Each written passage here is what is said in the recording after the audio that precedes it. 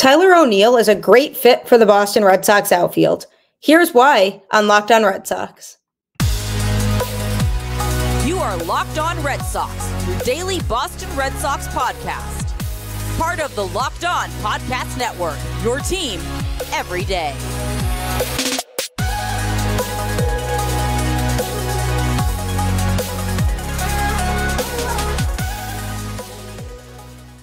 Hello and welcome to Locked On Red Sox, your daily Boston Red Sox podcast, part of the Locked On Podcast Network, your team every day. I'm your host, Gabby Hurlbut, former ESPN social media associate and current host of the Boston Balling podcast, and I am here to bring you the latest in all things Boston Red Sox, Monday through Friday, straight to your favorite podcast feed for free. And who doesn't love free? I mean, don't we all? So you might as well start your day off right by tuning in to Locked On Red Sox, right? Today's episode is brought to you by FanDuel. Make every moment more. Right now, new customers get $150 in bonus bets with any winning $5 moneyline bet. That's $150 if your team wins. Visit FanDuel.com/lockedon to get started. Welcome to another episode of the show. It's the holiday season. So many lights are up. I've enjoyed seeing all of the beautiful Christmas decorations and lights and trees that people have. It's just a great time of year, really. I hope you're on top of that holiday shopping. I know I personally always leave mine for the last minute, and I am trying to be better about that. I did start already, which is surprisingly earlier than I usually start. Please don't judge me for that. But welcome back. Dodgers fans got a pretty good Christmas gift early this holiday season. Shohei Ohtani, holy crap.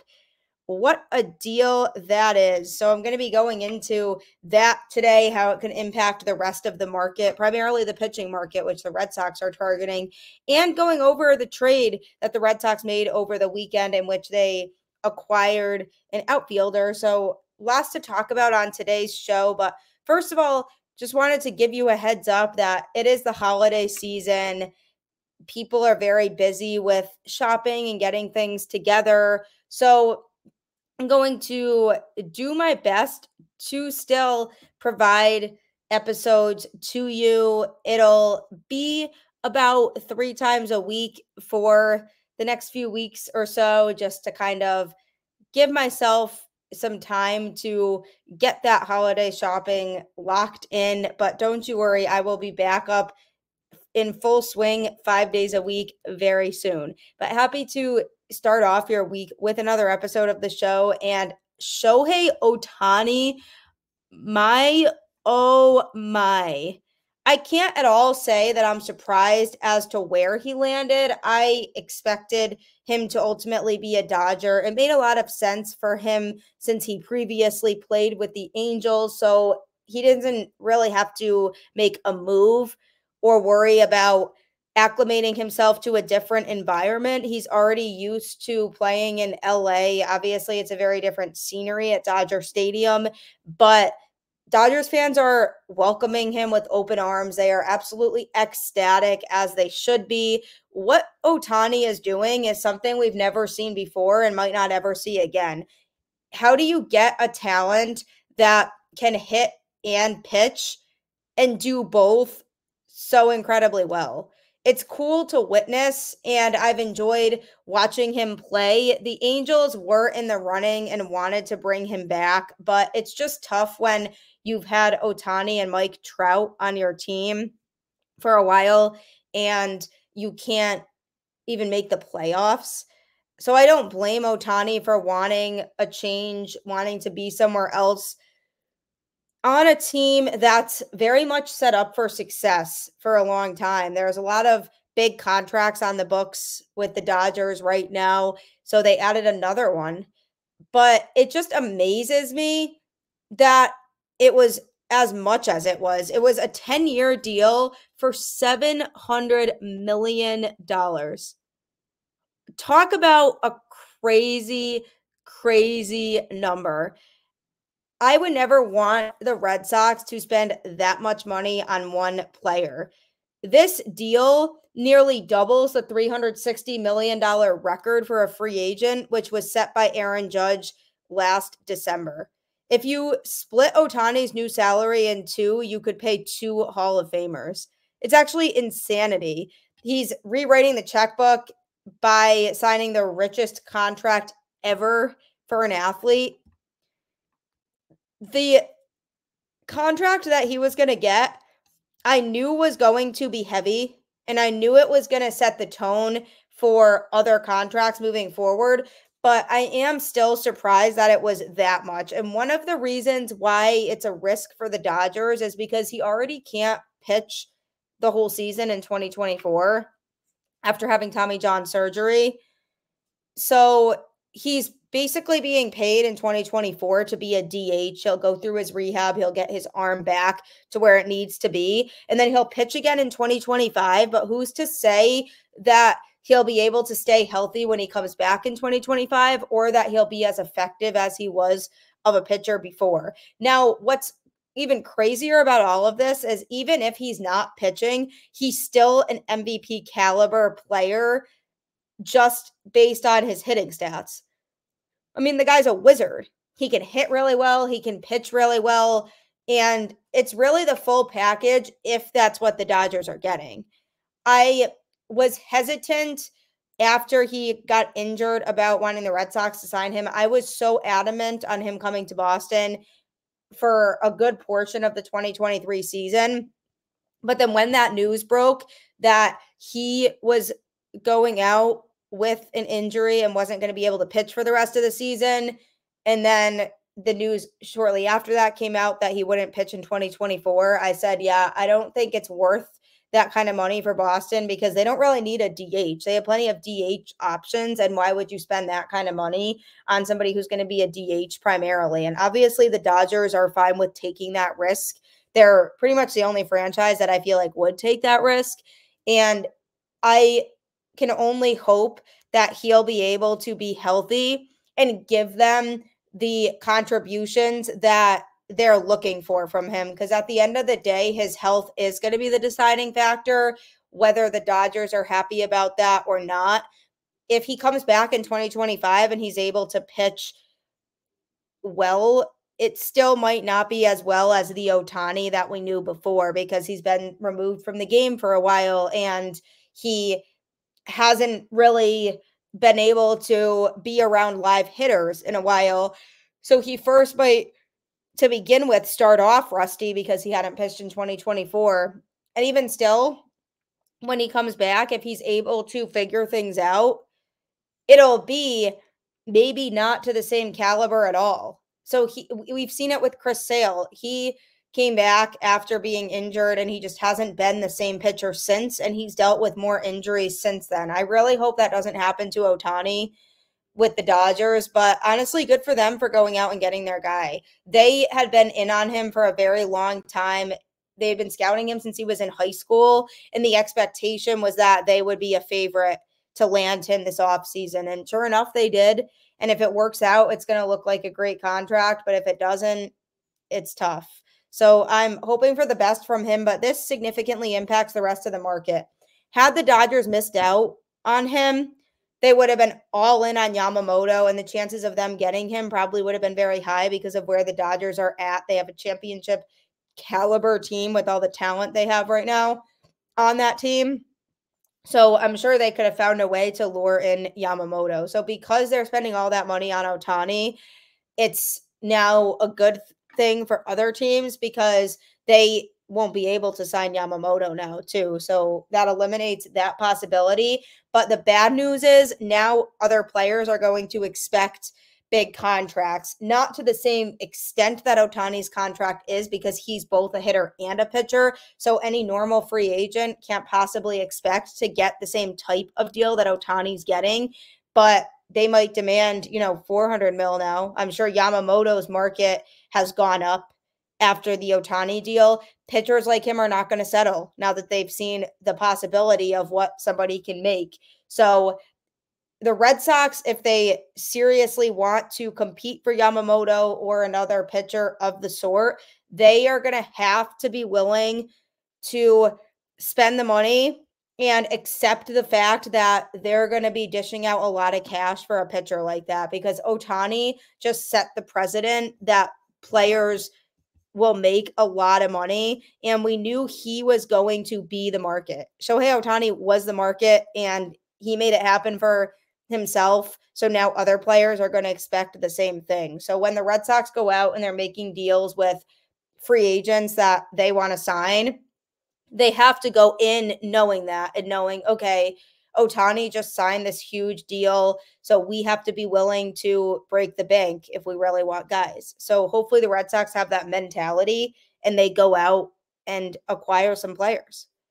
They did acquire an outfielder via trade over the weekend. So coming up, I'm going to be discussing that trade, what they lost in the trade and what they gained, and really overall what it means for the Red Sox.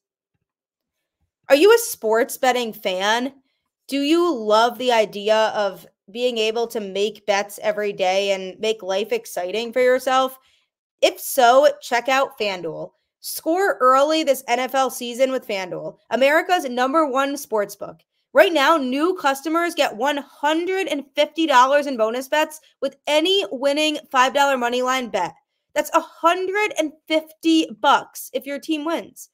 If you've been thinking about joining FanDuel, there's no better time to get in on the action. The app is so easy to use. There's a wide range of betting options, including spreads, player props, over-unders, and more. So visit FanDuel.com/lockedon and kick off the NFL season. FanDuel, official partner of the NFL. What's exciting about FanDuel is the possibility of making a ton of money. It gives you so many options to make different bets. So if you're really trying to win a lot, check out FanDuel today. Also, you should download the SiriusXM app because you can actually get the home broadcast of every Red Sox game straight to your phone, so you don't have to miss a single pitch. And hopefully 2024 is a much better season than 2023. It will be. So you won't want to miss pitches. So if that's the case, if you can't watch the game live, you can at least listen to it if you download the SiriusXM app. So make sure you do that today. Speaking of the 2024 season, the Red Sox have now added an outfielder to their team for the 2024 season. Tyler O'Neill via trade from the Cardinals. The Red Sox needed a defensive outfielder because they had traded Alex Verdugo, who truly was the best defensive outfielder for Boston in 2023. So because they traded him, they needed somebody to step in and cover that track defensively. And they did find that in Tyler O'Neill. He's a 2-time Gold Glove winner in left field and is just very known for his defense. If he's healthy, he can also be an asset defensively. He's had injuries that have dragged him down the last couple seasons. In the past 2 seasons, he's hit the IL due to a right shoulder impingement, a left hamstring strain, a lower back strain, and a right foot strain. He's been able to get into just 168 games over those 2 seasons, hitting 23 home runs and producing a batting line of a .229 batting average, .310 on base percentage, and .397 slugging percentage. So he's been a bit below league average from an offensive standpoint the last couple seasons, and that's primarily due to the fact that he hasn't been able to play a lot because of his injuries. But in the 2021 season, he played 138 games and hit 34 home runs. He struck out a relatively high amount at 31.3%. but hit a .286 with a .352 on base percentage and .560 slugging. He also stole 15 bases and had a lot of people buzzing about his outfield defense. So then if you take all of that, his all-around production led to a tally of 5.5 wins above replacement, which basically means the team got about 5 to 6 more wins with him in that position than they would have if they took a replacement player and put them in there. So my point for reading off those stats is he can be a powerful force offensively. When the Red Sox traded for him, they liked the fact that he's a power bat option who could hit a lot of home runs. And he's also a right-handed bat in what is a very heavy left-handed lineup. He can help balance that out because the only really power-heavy bat that was right-handed the Red Sox had in the lineup previously was Trevor Story. But by bringing O'Neill in there, he can help balance out that righty-lefty batting lineup. But not only that, his two-time Gold Glove defense can pay off tremendously for Boston. So the Red Sox liked the appeal of him being a right-handed power bat at Fenway, and he slots right in defensively to where Verdugo was. I see him, if he's healthy, as a significant upgrade over Verdugo because Verdugo's numbers were kind of falling off in the second half of the season, and O'Neill can be that guy who can absolutely crush it at Fenway. His bat would own Fenway, but I do have a concern about injuries. Since he's had a lot of injuries the last couple seasons and hasn't been able to stay healthy, it's a valid concern to feel a little bit worried about whether he's going to be playing a lot or not. So I'm looking at that as a potential factor. The question now becomes, where do they put him? Like, how does he get utilized? Does he get utilized as a fourth outfielder, or does he have more of an everyday role? I'm inclined to believe he has more of an everyday role. I'd like this to be the situation. He's used to playing left field. That's where he's played his entire career. So rather than trying to move him to another position, why not keep him in what he knows best, where he can really feel the most comfortable and likely contribute the most? So I'd like to keep him in left field, put Duran in center field, and then in right field, it would be a combination of either Abreu, Rafaela. Maybe they, decide to bring Duvall back and put him there. So there's a few things they could do. And then I would move Yoshida to DH because he's not great defensively anyway. So by moving him to DH, they're eliminating his weakness, which is his defense. But with the contract Yoshida has, they might be hesitant to move him to a full-time DH because they're basically spending a lot of money on him.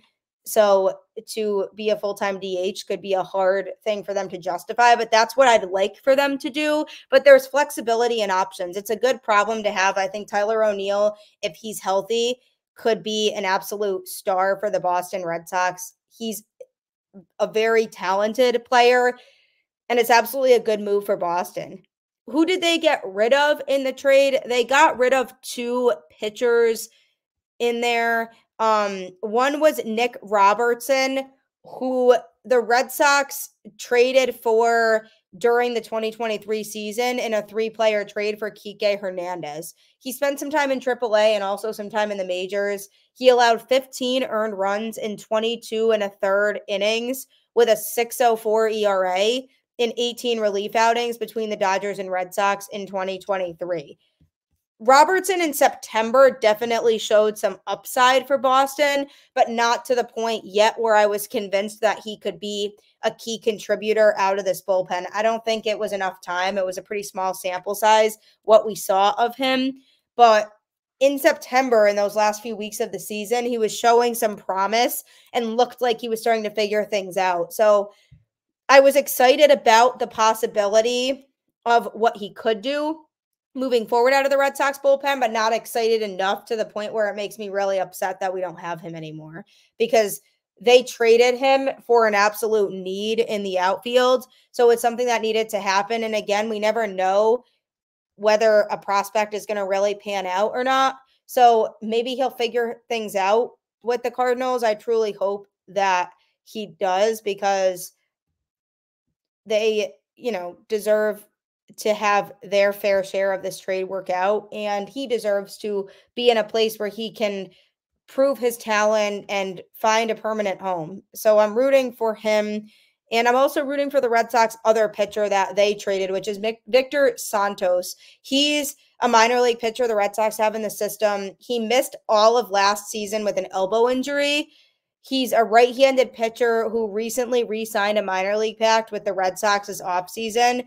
He has a 3.72 ERA in 101 games, 72 of them being starts in the minors. So he's pitched as a starter and out of relief, but that elbow injury was definitely a bit of a concern. So with the Red Sox making this move, they are giving away somebody who could be a big risk for the Cardinals. And from the Cardinals standpoint, they needed pitching depth. So this move helps them get that in two younger pitchers that they can hopefully develop within their system.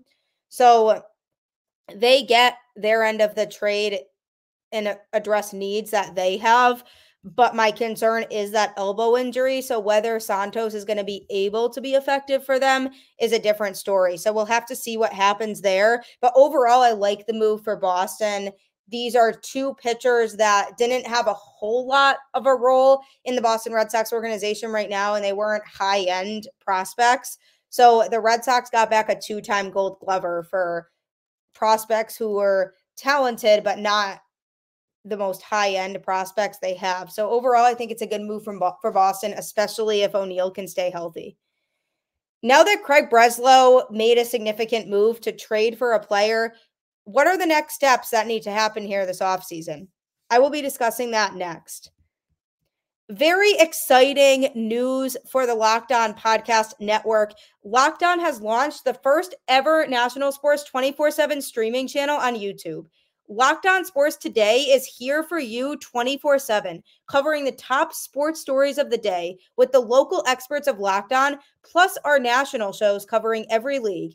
Go to Locked On Sports Today on YouTube and subscribe to the first ever National Sports 24/7 streaming channel. This is truly a great opportunity for Locked On, and it's a great opportunity for you to stay involved in what's going on in sports so you don't have to feel like you're missing out on anything. So head to Locked On Sports Today on YouTube and hit that subscribe button. Also, don't forget to download the SiriusXM app, as you can get the home broadcast of every Red Sox game straight to your phone, so you don't have to miss a single pitch. Isn't that awesome? You don't have to worry about like, oh, I have to rush home from work to be able to watch the game on time. What if you have to stay late at work? We all do sometimes. We are adults with full-time jobs. It happens. But if you're running late at work and the game's starting, you can at least listen to it when you're in that car ride home and feel like you're still in on the action, which is a great way to stay involved with what's going on in the game. So download the SiriusXM app today. Also, don't forget that you can get Locked On Red Sox on your favorite podcast platform for free. Just continue to share it with friends and family, leave a rating, leave a review, and hit that follow button on Twitter at GabbyHurlbutt10 or on the show's Twitter at LO_Red Sox. We can have a good time talking Red Sox on there and getting different perspectives on different things. It's always a fun time doing that. So follow me on Twitter today and follow the show on Twitter as well. Craig Breslow made his first big move within the baseball operations department for the Boston Red Sox, trading for outfielder Tyler O'Neill. Where his positioning in the outfield is going to be is yet to be determined still, but hopefully he can stay healthy and contribute to this Red Sox team, because that would absolutely be a W for Boston. Now, this trade happened. Now, what's next for the Red Sox? Still a lot of offseason left, still a lot of players on the board. Like I said earlier on in the show, Shohei Ohtani set the precedent for how the rest of the market is going to go. Simple as that. He was the market. Everybody knew this going in. He signed a massive, massive deal with more money and more years than I would have even thought at all. I did think, maybe 9 or 10 years was what he was going to get, but that $700 million is insane. So because of that, the Red Sox are going to have to step up their game. Yamamoto today is meeting with division rival New York Yankees. I really hope he decides not to sign there, because they've already gotten Juan Soto this offseason, so I really can't handle more heartbreak and the Yankees getting yet another star-level talent. So the Red Sox have to be aggressive for starting pitching. It's been reported that they're heavily interested in Jordan Montgomery, and they see him as a priority, the biggest pitching priority outside of Yamamoto, and they are willing to make him an offer. which is awesome. They can do that, but he's still a solid number 2. They need a solid number 1 in that rotation. And by signing Montgomery, that can't be the only big pitching acquisition this offseason. They need to be aggressive with Yamamoto. And if Yamamoto decides to sign elsewhere, which, like I said, I can't fault the Red Sox if they genuinely try and put an effort to sign him and he signs elsewhere. That's not on them, but they have to actually try and put in the effort. And if he signs elsewhere, they need to look at other avenues. The Brewers have said that they're open to trading Ace Corbin Burns this offseason. That could be a great fit for Boston. They could put together a competitive trade package now that they have some assets, since Chaim Bloom worked so hard to rebuild that farm system after the 2018 World Series season. So they have some assets that they could trade now. So whether it's via trade or the free agent market, they absolutely have to be aggressive with getting that true number 1 starting pitcher. There's really no other option at this point for Boston. The starting rotation was the biggest area of weakness for this Red Sox team in 2023. So if they can acquire 2 starters to slot into that rotation in front of Bayo, it takes pressure off of him so he doesn't have to feel like he's the guy, because I don't think he can really handle that type of pressure right now. And it also allows the Red Sox to feel like they've built a more competitive starting rotation. And if you want to be a playoff team, you need the pitching. You cannot just rely on your offense to get you there. You need to have the pieces in place from a pitching standpoint in order to be competitive. We saw the Rangers when they won the World Series. That pitching staff was absolute nails in the postseason. You need to have that to compete. So that needs to still be the number 1 priority. I hope and trust that it is, and that Breslow's on it. He knows what pitchers he should be prioritizing, and hopefully he takes the right steps to do that. And also a second baseman, a primary second baseman who can play defense, is another lesser priority than the pitching, but is still in the mix. The Red Sox have had talks with Whit Merrifield to come in. I've mentioned him on the show before. He's a veteran second baseman who is proven to be good defensively. So he could be a good cheap option for a couple of years as kind of a bridge guy until Marcelo Meyer is presumably ready to come up and be the full-time shortstop, in which case then Trevor Story would likely move to second base. So he could be a good bridge guy to get in the meantime if that's what the Red Sox are looking for, if they don't necessarily want to commit to a longer term second baseman. He's absolutely somebody that they could consider as an option. So that's a little bit of a lesser option and priority than the pitching, but those are the 2 next things that I'd start. I'd say the offense is obviously solid right now. The outfield is pretty set now with this O'Neill trade. The Red Sox did say that they believe their outfield is pretty set. So I don't expect them to really make any more moves unless they still decide to bring Duvall back, which you never know. I don't know how heavy those conversations are with him,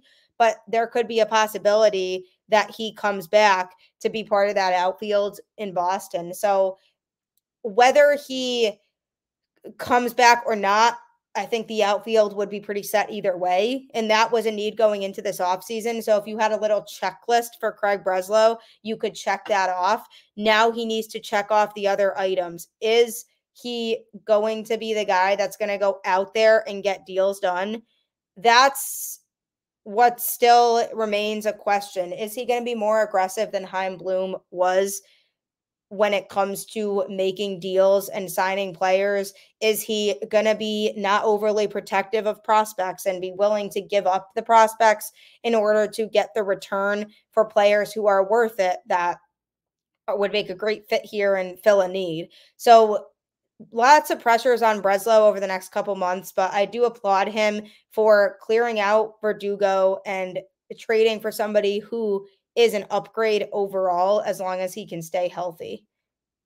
Don't forget to subscribe to Locked On Sports Today on YouTube so you can catch the first ever national sports 24/7 streaming channel. Nobody else does this except Locked On, so it's a very exciting opportunity for the network, and you will not be disappointed. It's a great way to keep up in everything going on in sports, so you don't have to worry at any time of day about missing anything. So subscribe to Locked On Sports Today on YouTube, and also download the SiriusXM app so that you can get the home broadcast of every Red Sox game straight to your phone, so you don't have to miss a single pitch. I highly encourage you to do that.